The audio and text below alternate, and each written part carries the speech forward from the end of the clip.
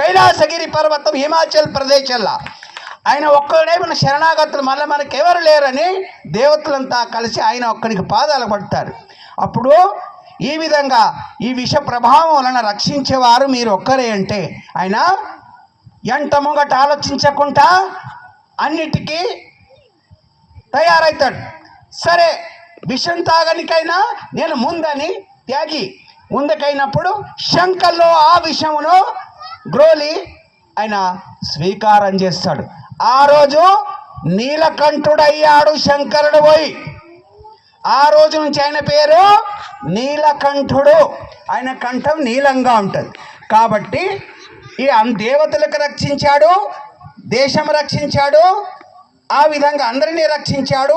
అందరిలో అగ్రగణ్యుడు, పూజ్యుడు మరియు భోళా శంకరుడని పేరు ఏదో ఎవరికైనా వచ్చిందంటే శివుని ఒక్కనికే భోళా శంకరుడని పేరు వచ్చిందంటే శివుని ఒక్కనికే పేరు వస్తుంది. తర్వాత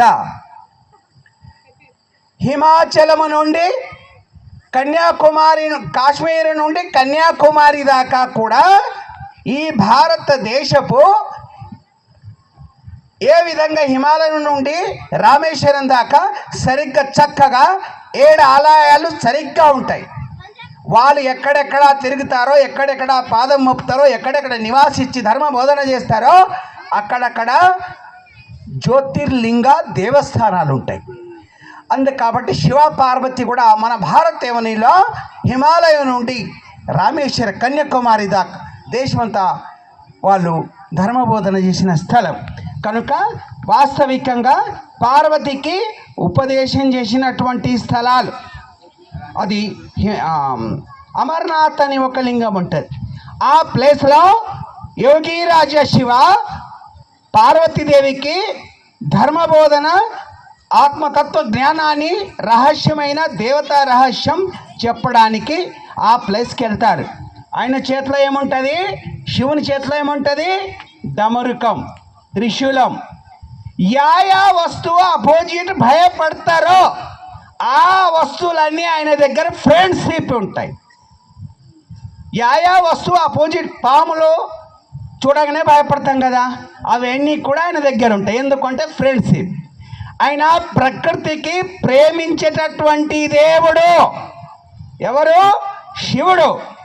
ఈ యొక్క జీవ జంతువులకు ప్రకృతికి ప్రేమించేటటువంటి దేవుడు కాబట్టి చంద్రుని తన తల మీద చంద్రశేఖర్గా, గంగమ్మను తన జడలో ధరించుకుంటాడు. మొట్టమొదలుగా గంగా సత్యలోకములో ఉంటుంది, బ్రహ్మదేవుని కమండముల. అటు నుంచి విష్ణులోకంకి వస్తుంది. విష్ణులోకము నుండి లాస్ట్కు భూమి మీద రావాలంటే ఎవరి పుణ్యం వలన ఈ భూమికి వచ్చేది గంగమ్మ అంటే భగీరథ మహారాజ్. ఆయన వలన, ఆయన తపస్సు వలన భూమికి వస్తే అప్పుడు ఒక విషయం అడిగారు. రావాలంటే, పంపాలంటే భూలోకం గంగమ్మను పంపుతాం, కానీ తట్టుకునే సామర్థ్యుడు, శక్తివంతుడు భూమి మీద ఎవరైనా ఉంటేనే నేను వస్తా అన్నది గంగమ్మ. లేకుంటే భూమి బద్దలై తుంటలు తుకడ అయిపోతుంది, చీరిపోతుంది. కాబట్టి ఎవరైనా ఉన్నారంటే ఉన్నాడు. ఎవరు అంటే యోగిరాజ శివ శంకరుడు హిమాచల్ ప్రదేశ్లో ఉన్నాడు. మొట్టమొదలుగా ఆ ఒక సత్యలోక వైకుంఠం నుండి హిమాచల ప్రదేశంకు ఆ గంగమ్మ ప్రవాసం అవుతుంది.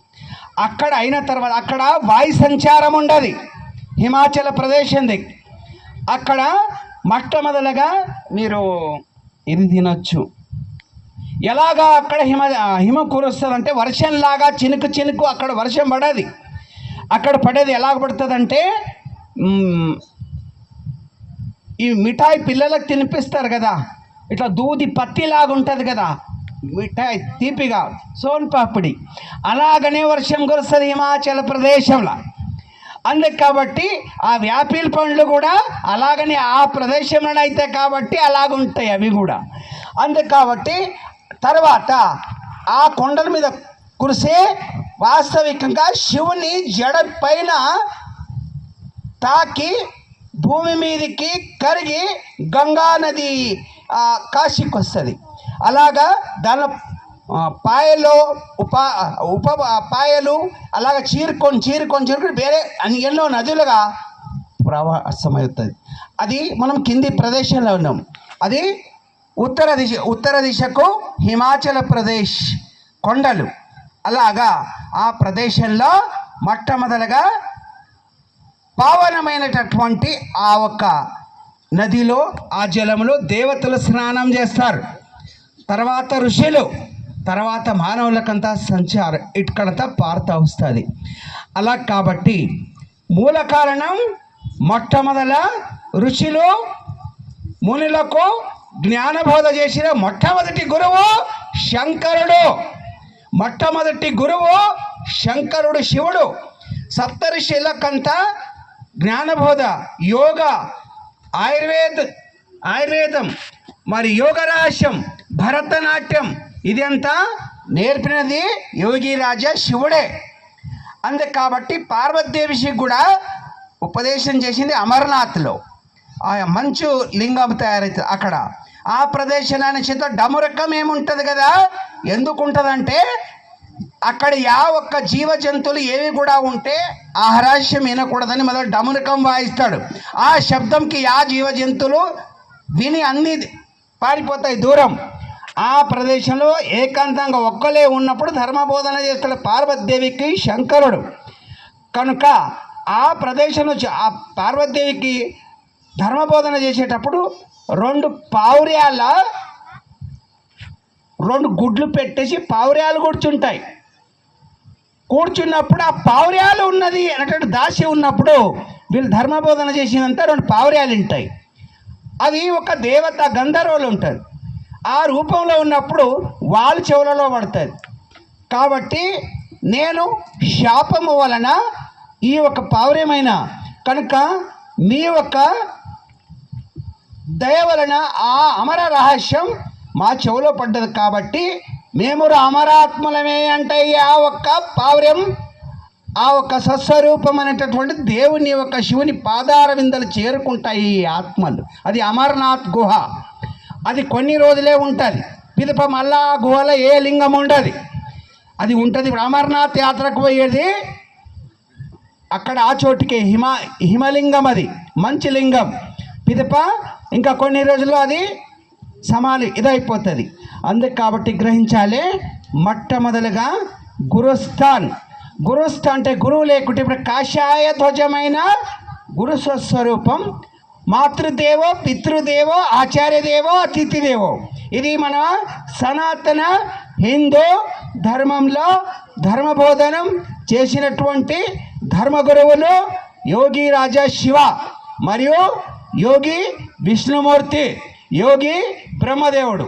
వీళ్ళు 3 మూర్తులు జగత్తుకు మొట్టమొదలుగా ఆ ఒక్క పరాశక్తి, పరంధామ, పరంశివ అనేటటువంటి నడిపించే శక్తికి మూల కారణం స్వస్వరూపంగా ముందుకొచ్చి వీళ్ళు బోధన చేసిన దేవతలు వీళ్ళు మొదలు దేవతలు. అందుకు కాబట్టి ఆడపిల్లల్లో సరస్వతి, మరి చదువులో మరి లక్ష్మీదేవి, తర్వాత శక్తి దేవత. ప్రతి శరీరంలో, ప్రకృతిలో, అన్నిటి పాడి పంటల్లో, గోవులలో, జలములో, అగ్నిలో, భూమిలో, వాయులో, ఆకాశంలో, పంచభూతాల్లో శక్తి దేవత పార్వతి లేకపోతే ఏమీ సాగది. శివునికి తోడు పార్వతి లేకపోతే ఆయన ఏం చేయలేడు. ఆయనకు మీ తోడు కావాలి. బ్రహ్మదేవునికి సరస్వతి తోడు కావాలి. ఆ విష్ణుకు లక్ష్మి తోడు కావాలి. అయితే పరిపాలన చేయడానికి వస్తుంది. బ్రహ్మకు సృష్టి చేయడానికి వస్తుంది. ఆ విధంగానే శివునికి ఈ సృష్టి సాలని, ఆయుష్ ముగిసిందని, మళ్ళొక జన్మం పొమ్మని, ప్రాణం తీసుకోపోయే హక్కు ఎవరికన్నా ఉంటే జయించినోడు మృత్యుంజయుడు శివుని ఒక్కనికే ఉంటుంది. ఎందుకంటే శివుని ఆజ్ఞ లేనిదే చీమైనా కుట్టదు. అంటే వాస్తవంగా ఆయన ఆజ్ఞ లేనిదే పుట్టదు, మరి గిట్టదు, కుట్టదు. ఈ విధంగా శివుడు ధర్మబోధన చేసిన దేశం ఏదైనా ఉంటే అది భారతదేశం. ఇది భారతదేశం. అందుకు భక్తి అనే పృథ్వీ మీద భక్తి అనే పృథ్వీ భూమి మీద గురువు అనే బీజం వేసి, గురువు అనే ఇత్తు వేసి దేవుడనే ఆకాయే కనుక విచార ఆచారం అనే పూత పూసి కాతగాసే. ఆ కాతగాసిన పండు పరిపక్వమనే పండాయే. ఆ చెట్టుకు ఉన్నంత వరకు ధర్మంకు, బతికి ఉన్నంత వరకు ధర్మంకు మనకు సంబంధం ఉంటుంది. ఎప్పుడు మా చెట్టు నుంచి తెగి కింద పడతామో, ధర్మంకి ఇడిచిపెట్టి ఎప్పుడు ఈ దేహం నుండి ప్రాణం వదులుతామో అప్పుడు వృధా పోదు ఆత్మ. ఆ ఒక జగత్పిత పరమాత్మ శివుడు, అథవా హరినారాయణ అంటే విష్ణు, శివ అంటే యోగిరాజ శివుడు, పరబ్రహ్మ అంటే బ్రహ్మదేవుడు. కనుక ఈ మూడు వేరే వేరే ఉన్న గురువు, లింగ, జంగమ, బ్రహ్మ, విష్ణు, మహేశ్వర మూడు భాగాలు. అయితే ఇలా సబ్జెక్ట్ చేసేటటువంటిది స్టెప్ బై స్టెప్ ఉంటుంది. సృష్టికర్త సృష్టించేవాళ్ళు, పరిపాలన చేసేవాళ్ళు, లాస్ట్కు సాలినప్పుడు వినాశనం చేసి మళ్ళీ కొత్త సత్యయుగం ప్రారంభం చేసేవాళ్ళు. వీళ్ళు చేతి నుంచి చేయరు. పార చేతిలో బట్టి, కలవరి చేతిలో బట్టి, పికా చేతిలో పట్టినట్టు మనం పంట వండిన చుట్టూ మట్టి దోసేటట్టు చేసి చేతి నుంచి చేయరు. యోగా, ధ్యాన, సమాధి, తపస్ స్థితిలో సంకల్పంతో తయారయ్యేటటువంటి జగత్. అందుకు కాబట్టి గురువు లేకుండా తెరువు తెలియదు. అదే గురు పరంపర ఇంతవరకు వస్తుంది. బ్రహ్మదేవుడి నుండి, విష్ణుదేవుడి నుండి, శివదేవుడి నుండి, అలా సరస్వతమ్మ నుండి, లక్ష్మమ్మ నుండి, పార్వతమ్మ నుండి, అలాగే ఎన్నెన్నో రూపాలతో ఇలాగనే పరంపర వస్తుంది. ఎంతవరకు వచ్చిందంటే ఇంతవరకు. మీరున్నారు కదా, మీ వరకు అక్కడ కూర్చున్నారు కదా, పురుషుల వరకు, స్త్రీల వరకు, నాన్నోళ్ళ దిక్కు, అమ్మోళ్ళ దిక్కు. ఎట్లా అర్ధనారీశ్వర ఇద్దరు సమానులే. ఏంటికి? ప్రపంచానికి. కాబట్టి అందరు కూడా తక్కువ కాదు. అందరిలో ఆత్మ ఉంటుంది. ఉన్నప్పుడే గౌరవించండి. ఆకలైనప్పుడు అన్నం పెట్టండి. ధూపైతే నీళ్ళేయండి. మీ దగ్గర జ్ఞానం ఉంటే దారపోయండి. అందుకు కాబట్టి బతికి ఉన్నప్పుడు చైతన్యవంతునిగా చేయాలి. కానీ పోయిన తర్వాత ఆరాధన చేస్తే రారు, రాత్రి పగలు ఏడిస్తే రారు. ఉన్నప్పుడు గ్రహించాలి. పోయినాక ఫోటో పెట్టి ఎన్నెన్నో రకరకాలుగా నైవేద్యం పెడితే తినేటోళ్ళు కాదు. ఉన్నప్పుడు అత్త మామల, అమ్మ నాన్నల, కనుక ఇంకా కోడళ్లకు, కొడుకులకు, బిడ్డలకు, అల్లుళ్లకు, చుట్టాలకు, బంధువులకు ఇంతవరకు చెప్పారు. అమ్మలు చెప్పారు. ప్రేమ అంటే ఎట్లుండాలంటే పాలలో చక్కెర కలిపితే ఎంత మధురం ఉంటుంది. వేరేది తీయనికి వస్తుందా చక్కెర? చేయనికి రాదు. ఇలాగా ప్రేమ భక్తి అంటే ఇట్లుండాలి. దేవుని మీద భక్తి, గురువు మీద భక్తి, ఆ విధ అతిథి దేవో, మాతృదేవో, పితృదేవో. మొట్టమొదలుగా అమ్మ, నాన్న మరియు ఆచార్య అంటే ఆచరించేవారు, ధర్మ మార్గం, వేద, శాస్త్ర, పురాణ, ఆగమ, ఇతిహాసం, మన చరిత్ర ఏమి ఎలాగా అంటే ఎవరిలాగా అంటే శివాజీ మహారాజ్ ఈరోజు ఉన్నందుకు జై అనగొడుతున్నాం. లేకుంటే భవానీ మాతాకి జై అనలేం, పార్వతీ మాతాకి జై అనలేం. ఆ శివాజీ మహారాజ్ ఒక్కడు లేకపోతే ఏమి అనకుంటేమే. బొట్టుగిన పెట్టుకోవాలి, పూజించాలంటే ఆర్డర్ కావాలి. అర్థమైందా? ఒక దేవస్థానం పోవాలంటే ఆర్డర్ కావాలి. ఏది ధర్మ కార్యక్రమం చేయాలంటే ఆర్డర్ కావాలి. అలాంటి పరిస్థితిలో శివాజీ మహారాజ్ ఆ ఒక్క వాళ్ళ మాతృదేవో భవ అంటే అమ్మగారి సంకల్పం వలన, వాళ్ళు మన జీజాబాయి సంకల్పం వలన ఈరోజు శివ పరమాత్మ ఈ భూమి మీద అధర్మం తాండవిస్తుంది. కనుక వచ్చేటట్టుంటే నీవేరా, లేకుంటే నీవేసుంటి కొడుకు నా ఒక్క సంతతి, నా గర్భములో సంతానం ఏమని కోరింది. అందరూ బంగారం, ఎండి, వస్తువు, రకరకాల బట్టలు, ఏమేమో కోరుతాం. ఆ అమ్మ అది కోరలేదు. దేశ సేవ, రాష్ట్ర సేవ, జనుల సేవ, ఈ సేవ కోసం ఆమె అన్నిటికీ తయారైంది. ఎట్లా తయారు కావాలి? ఝాన్సీ లక్ష్మీబాయి, అలాగనే జీజాబాయి, ఆమె భక్తి వలన శివుని వరప్రసాదము వలన శివాజీ మహారాజ్ పుట్టారు. అందుకు కాబట్టి శివునికి అడిగింది, నీ అసంటి వీరుడు నువ్వనరా లేకుండా నీ అలాంటి వాడు వీరుడు నాకు కడుపులో ఇవ్వమంది. అలాంటి ఆ శివుని వరప్రసాదము వలన శివాజీ మహారాజ్ పుట్టారు కనుక శివాజీ అని పేరు పెట్టారు. అందుకు శక్తి దేవత భవానీ మాత పూజ చేసే మహారాష్ట్రలో కనుక ఏదైనా భక్తి పెరగాలంటే భక్తి బీజం మహారాష్ట్ర, భక్తి బీజం ఏడన్నా ఉన్నదంటే మహారాష్ట్ర. ఆ బీజం అక్కడ పడినాక ఆక కావాలి, అభివృద్ధి కావాలంటే కర్ణాటకలో, అది తర్వాత ఇక్కడ వచ్చేసినాక ఇంకా అక్కడ గాలి కొంచెం కొంచెం ఇక్కడ ఉంది కాబట్టి పూత కాత కాస్తే పరిపూర్ణమైన పండు అవుతుంది. ఆ పండు చెట్టు నుంచి తెగి పడేటప్పుడు వేస్ట్ కాదు. ఆ పండు అప్పుడు పరమాత్మ ఇది వేస్ట్ కాకుండా ఇది నాకు నైవేద్యంగా కావాలని స్వీకరిస్తాడు. మీరలాగా జీజాబాయి లాక, ఝాన్సీ లక్ష్మీబాయి లాక, వైరాగ్యనిధి అక్క మహాదేవి లాక, మీరాబాయి లాక మీరు తయారైతే, పిల్లలకు తయారు చేస్తే మీరువి ఝాన్సీ లక్ష్మీబాయినే, మీరు పార్వతమ్మనే, మీరు దుర్గమ్మనే. ఎప్పుడు దుర్గమ్మ లేకుంటే నడవది. సందర్భం బట్టి సమయానుకూలం ధర్మం రక్షితో రక్షిత, ధర్మం రక్షించడానికి ఒక సందర్భంలో దుర్గమ్మ కావాలి, ఒక్క సందర్భంలో మాంకాళమ్మ కావాలి. అందుకు ఎప్పటికి శివుడైతే రాదు కాదు, ఆయన ఒకసారి రుద్రుడు కూడా కావాలి. రుద్రుడైతే వీరభద్రుడు అయితే కూడా సందర్భంలో వీరభద్రుడు అవుతాడు, ఎప్పటికి వీరభద్రుడు గారు, ఎప్పుడు భద్రకాళి కాదు. సమయానుకూలంగా భద్రకాళి వీరభద్రుడు కనుక, మరియు కాలభైరవుడు రకరకాల ఒక రూపంలో, గురువు అనేటోడు వాస్తవిక పోలీస్ రక్షక భటులు. మన ఊర్లలో ఏమని పిలుస్తుంటే అప్పుడు అంటే మచ్కూరేళ్ళు మనకంత ఏంది వార్తలు పంపేది పోయేది వచ్చే వాళ్ళే ఇచ్చేట. ఇప్పుడు మనకు రక్షక భటులు పోలీసు వాళ్ళకి ఏమంటామంటే మనకు రక్షించే రక్షక భటులు వాళ్ళు కనుక ఆ కోర్స్ ఎవరు చేస్తారో వాళ్ళు పోలీస్ అవుతారు. అనారోగ్య వ్యక్తికి ఎవరు మందులు ఇస్తారో, నాడి ఇస్తారో, ఎవరు ఇంజక్షన్ ఇస్తారో వాళ్ళు డాక్టర్ అవుతారు.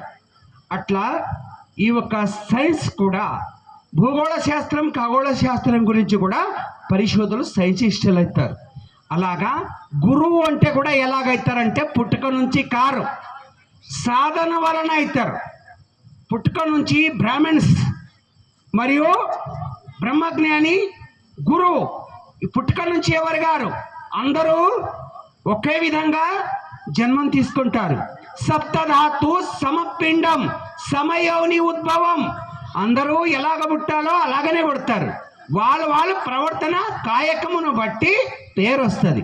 కనుక ఆ విధంగా బ్రహ్మజ్ఞాని అంటే సాధన, తపస్, యోగం మరియు తపస్సులో నిమగ్నం. ఇప్పుడు రాముని యొక్క రామాయణం చదవాలి అంటే రాముని యొక్క చరిత్ర రాముడు రాసుకోలేడు.